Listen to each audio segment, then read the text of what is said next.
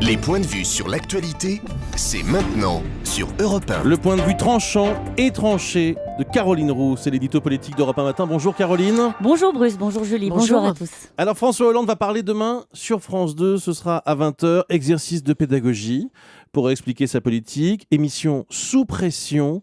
Le président, on le sait, est plutôt à l'aise dans les médias, mais est-ce qu'il maîtrise sa communication ? Non, ce début de quinquennat a été raté en termes de communication. François Hollande n'a que rarement donné le sentiment de maîtriser son message et son image. Lui qui connaît la presse et ses codes, lui qui est un enfant de la télé, qui a démontré son sens de la formule, comme lors de son duel télé face à Nicolas Sarkozy, eh bien il est passé à côté d'un aspect essentiel de l'exercice du pouvoir, le faire savoir. Il a tout subi.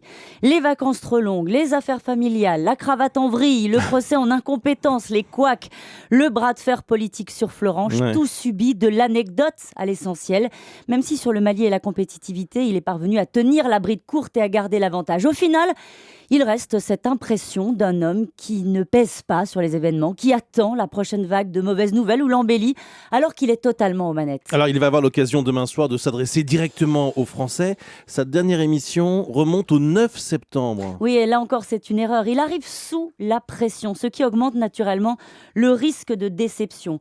Et c'est le paradoxe, car au fond, François Hollande parle souvent en déplacement à Dijon, entre deux réunions à Bruxelles, au Salon de l'Agriculture.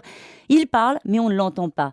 Il est un commentateur maîtrisé, pas de faute, pas de réaction quand il se fait interpeller par des Français en colère. Il est l'homme qui reçoit un sac de farine sur la tête en pleine campagne sans lever les yeux de ses notes. Tout passe, tout glisse, l'humour comme seule arme. De cette maîtrise, de cette distance, il reste une impression de passivité et surtout de vide. Vous nous dites ce matin que ça serait pas mal qu'il fende l'armure. C'est ce qu'on disait de Lionel Jospin, souvenez-vous. Oui, et ça n'a rien d'anecdotique. C'est aussi un levier pour retrouver la confiance. Les critiques portent autant sur sa méthode que sur sa politique. Le moment de vérité, il est nécessaire sur la situation de la France, naturellement, mais indispensable sur lui, sur ses convictions, sur ses choix. Il a choisi la rigueur alors qu'il assume. On ne veut pas une note de Bercy, on veut entendre ses mots à lui. Il n'entraînera pas le pays s'il se comporte comme un gestionnaire sous la contrainte.